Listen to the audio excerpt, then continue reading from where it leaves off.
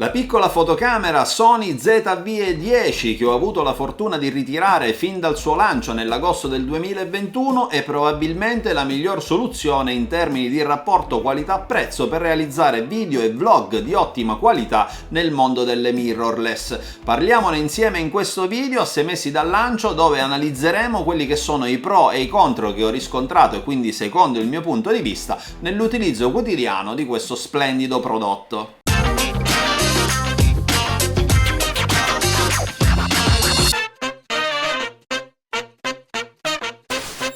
È stata la mia prima videocamera con la quale ufficialmente ho fatto il mio ingresso in questo mondo di YouTube. Cercavo qualcosa di non eccessivamente costoso ed impegnativo, ma che mi garantisse comunque un'elevata quantità nei contenuti che avevo in mente di realizzare. E dopo una piccola ricerca nel web, eccola lì, boom, Sony mi presenta la ZV-E10, nata proprio per blogger e videomaker, sembrava essere stata creata proprio per le mie esigenze. Non me la sono fatta scappare ed eccola qui. A distanza di 6 mesi dall'utilizzo quasi quotidiano che ne faccio, in questo video andremo ad analizzare quelle che sono le caratteristiche, quelli che sono gli aspetti positivi di questo gioiellino della Sony, ma anche qualche piccolo difettuccio che ho riscontrato, ma che comunque non preclude la possibilità di essere utilizzato a 360 gradi o di essere superato da parte dell'utente finale. La prima cosa che ho trovato assolutamente fantastica in questa macchina fotografica o videocamera che dir si voglia è la possibilità inserita da Sony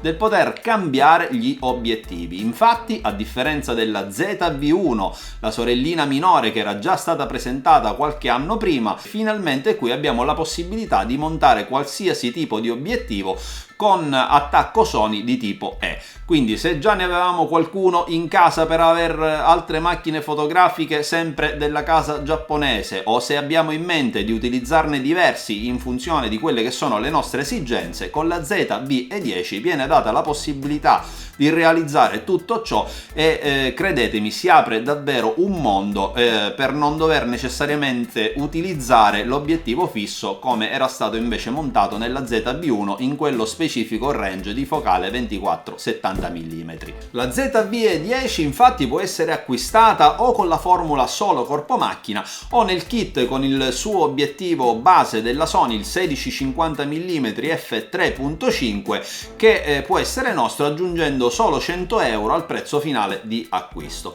Considerate che l'obiettivo pancake appunto che Sony ci fornisce in questo appetitoso kit ci dà la possibilità di avere un angolo di visuale abbastanza ampia in tutte quelle occasioni in cui intendiamo appunto utilizzare la macchina fotografica per realizzare dei vlog, funzione specifica per la quale appunto questa macchina è stata creata, ma che ci dà anche la possibilità di una stabilizzazione OS, cioè Optical Steady Shot, che invece non è presente direttamente nel corpo macchina stesso. Io tutto sommato ritengo che per l'aggiunta di 100 euro il gioco può valere la candela, perché comunque è un obiettivo tutto sommato un po' tuttofare, non fa niente in maniera assolutamente eccelsa, ma non è neanche da buttare per quello che appunto alla fin fine ci viene a costare. Assolutamente, secondo me, nel nostro parco obiettivi può essere un qualcosa da avere. E per darvi un'idea di quelle che sono proprio le potenzialità di questo obiettivo pancake, ma anche di cosa si può fare utilizzando altre lenti,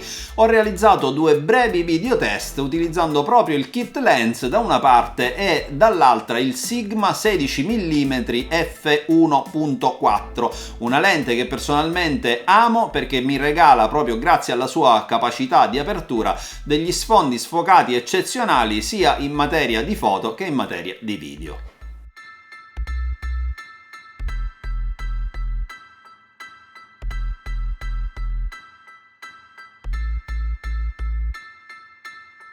Ma questa Sony ZV-E10, la piccolina di casa Sony come amichevolmente viene chiamata, non è tutta vlog e video, perché riesce a tirar fuori anche degli ottimi scatti fotografici che spesso ricevono complimenti e consensi da parte delle persone alle quali vengono proposte. Questo perché al suo interno monta un sensore CMOS da 24,2 megapixel APS-C ovviamente, che è lo stesso montato sugli altri modelli di Sony serie Alpha. Vediamo alcuni esempi.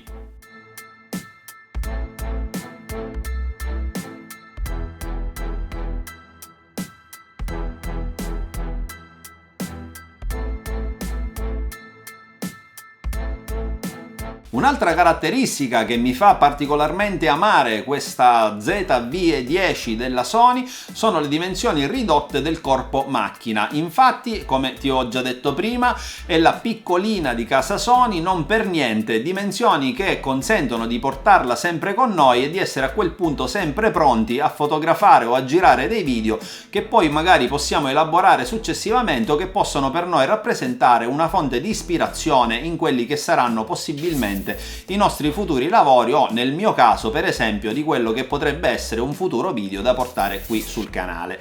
Proprio grazie a queste dimensioni lei entra tranquillamente in ogni nostra tracolla,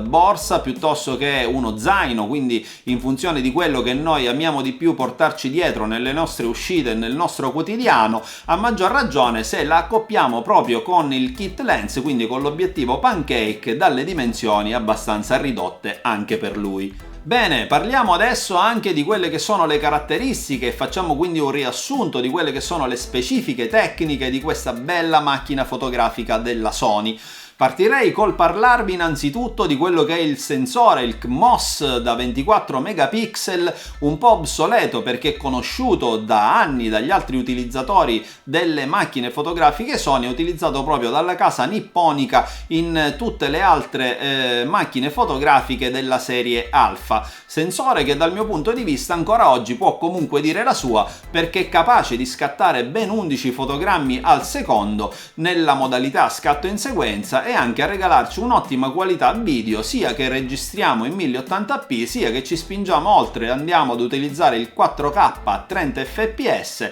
dove la qualità assolutamente è molto elevata, e questo grazie al fatto che il 4K in realtà nella ZV-E10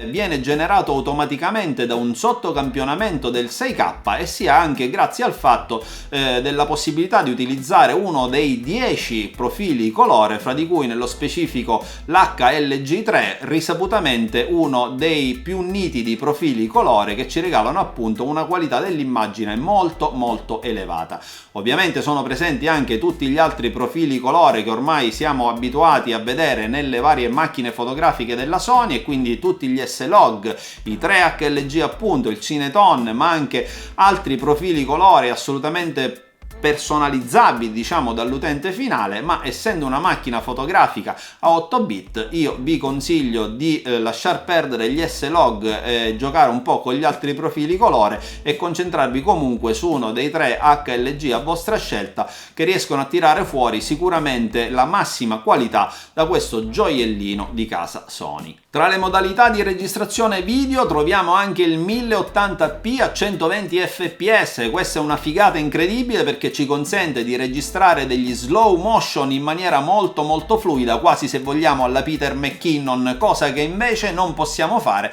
in altre macchine fotografiche che si collocano nella pari fascia di prezzo rispetto alla ZV-E10, ma che magari arrivano a registrare 1080p a 60 fps, non regalandoci quindi alla fine quella bella fluidità nello slow motion che andiamo a realizzare. Un'altra cosa di cui voglio parlarti è la possibilità poi di registrare in maniera continua senza preoccupazione di interruzioni, grazie anche al migliorato sistema antisurriscaldamento montato appunto sulla ZV-E10. Inoltre troviamo anche la possibilità di registrare nativamente dei video verticali, e quindi un'ottima funzione ricercatissima questa, sia per chi ha intenzione di utilizzarla per la realizzazione di storie su Instagram, ma anche per la realizzazione di video su TikTok. Passando anche a parlarvi dello schermo montato sulla ZV-E10, quindi abbiamo uno appunto installato con apertura finalmente laterale che ruota di ben 180 gradi e che quindi ci dà la possibilità di avere un massimo controllo della nostra inquadratura e della nostra visuale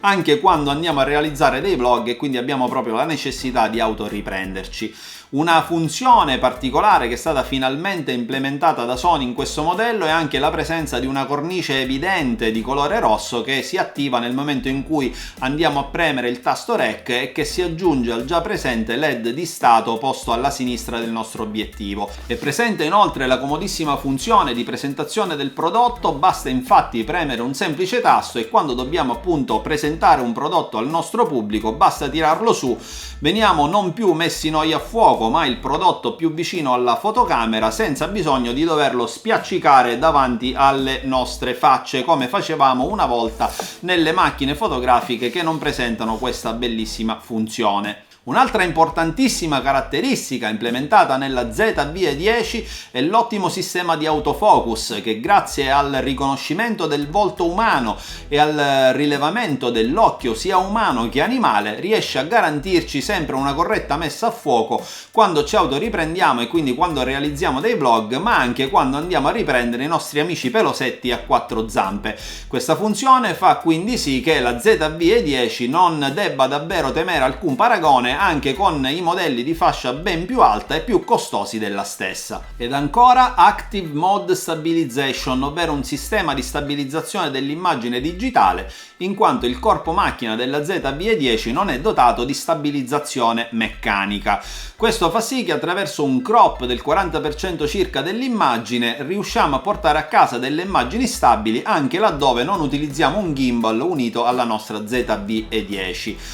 Ovviamente parliamo di un'arma a doppio taglio, perché quando andiamo a realizzare dei vlog abbiamo la necessità della massima visuale, soprattutto quando utilizziamo degli obiettivi a bassa focale come faccio io per esempio con il Sigma 16 mm. Un crop del 40% dell'immagine va ovviamente a limitare parecchio quello che è appunto magari il paesaggio che vogliamo condividere o far vedere con il nostro pubblico, ma appunto invece può essere ribaltato e utilizzato a nostro vantaggio quando riprendiamo altri soggetti e quindi non ci autoriprendiamo come vlog, perché comunque il crop del 40% non fa perdere alla ZV-E10 alcuna qualità anche quando giriamo in 4K e ci regala quindi un equivalente partendo dal 16 mm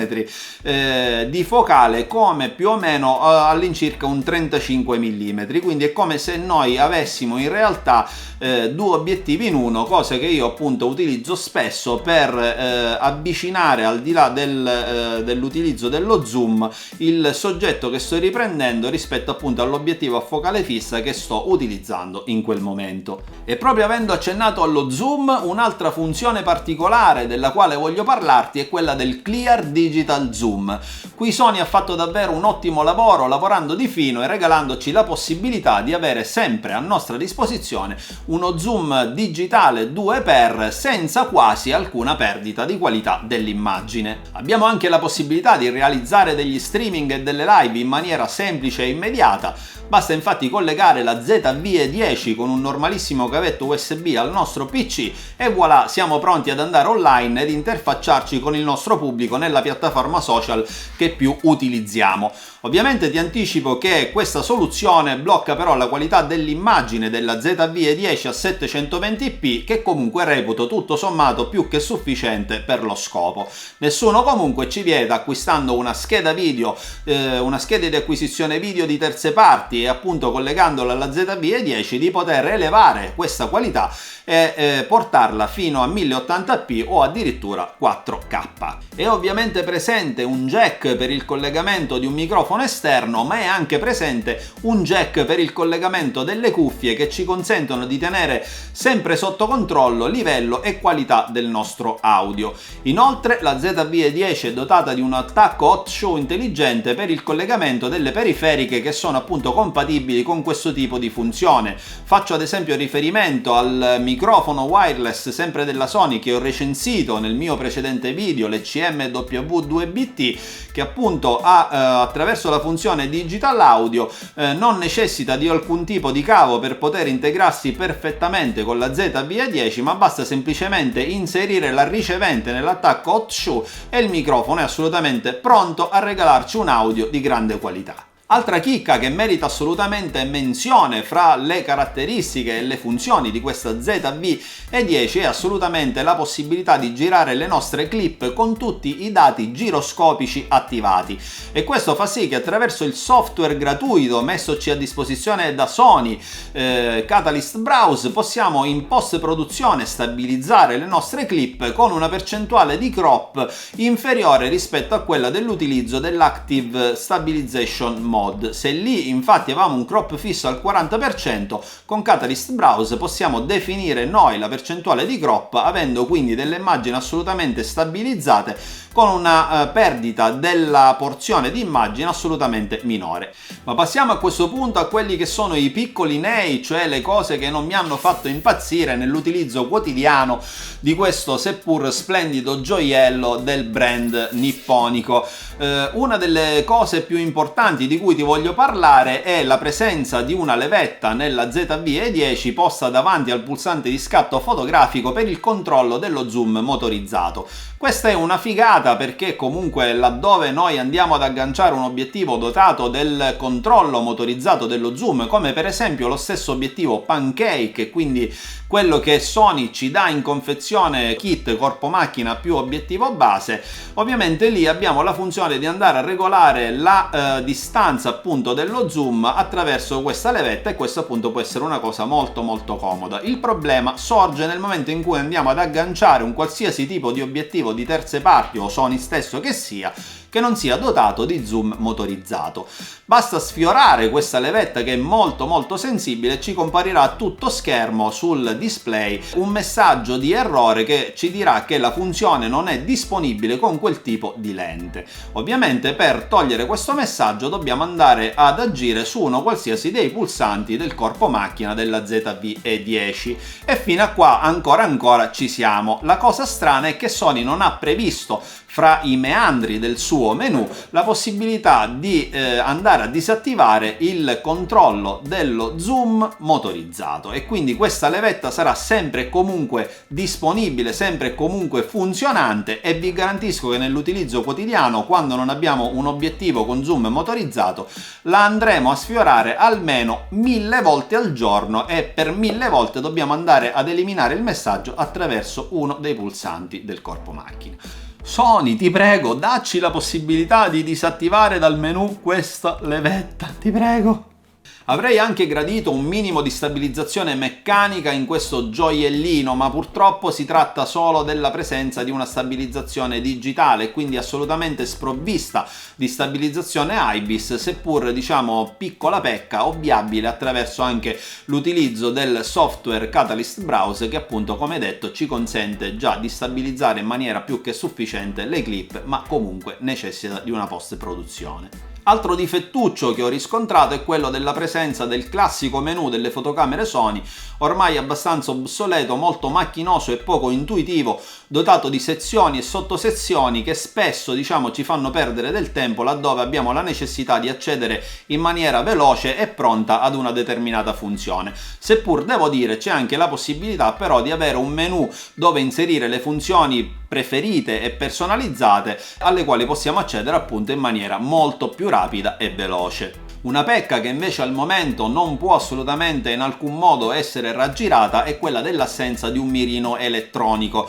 Infatti la ZV-E10 presenta solo il display, come ti dicevo, che ha una qualità già di per sé sufficiente in materia di visibilità e luminosità, ma spesso e volentieri quando andiamo ad utilizzare la macchina fotografica appunto per la realizzazione di alcuni scatti fotografici viene quasi istintivo portarla vicino all'occhio per andare a ricercare un mirino elettronico che di fatto però è totalmente assente e che Sony tutto sommato avrebbe potuto inserire in qualche modo per come fatto nelle altre sorelle della serie Alpha. Ovviamente ci auguriamo che Sony, anche attraverso l'implemento di un mirino elettronico esterno da poter inserire nell'attacco Hot Show, possa poi ovviare a questo problema o magari prevedere appunto l'inserimento di un mirino specifico nei prossimi modelli di ZV-E10 che seguiranno ovviamente a questa qui. Bene amici, anche per oggi è tutto, ci siamo dilungati forse un po' troppo, ma prima di salutarci vi invito a iscrivervi al canale, a cliccare la campanellina delle notifiche, seguirmi sugli altri social, in particolar modo su Instagram, e condividere questo video e tutti gli altri miei lavori con i vostri amici per darmi una mano a far crescere questo canale.